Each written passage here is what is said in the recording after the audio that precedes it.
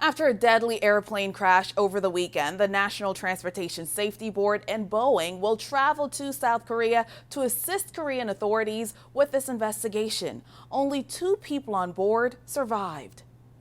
Families of those killed in one of the deadliest plane crashes in South Korea's history camped out at Muan International Airport, waiting for their loved ones' remains to be returned to them and demanding answers after a deadly airline crash Sunday.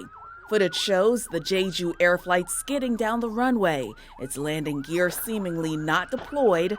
It then hits a fence, resulting in a fiery crash. 179 people were killed. Only 2 survived. It's always heartbreak because you know that these are people with families, people who are deeply loved. The plane's flight data and cockpit audio recorders have been recovered, but what caused the crash is still unclear. Aviation professor Christy Kiernan says the timing on what happens next is key. So the first and most important thing is to gather the evidence that could be perishable. So anything like fuel samples or evidence of icing, switch positions, things that that can be disturbed by the environment.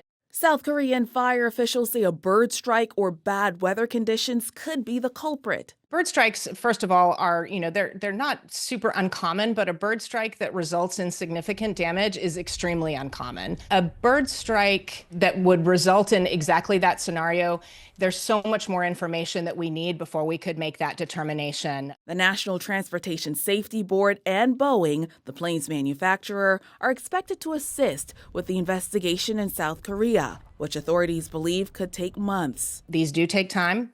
We will find the cause, and we will.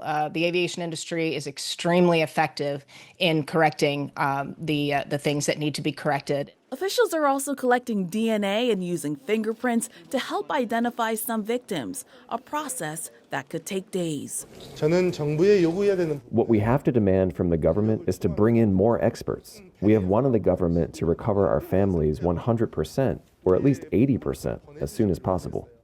Officials are also looking into whether the fence the plane hit could have been made with a lighter material that could break apart more easily on impact. They're also investigating possible communication issues between the pilot and ground control.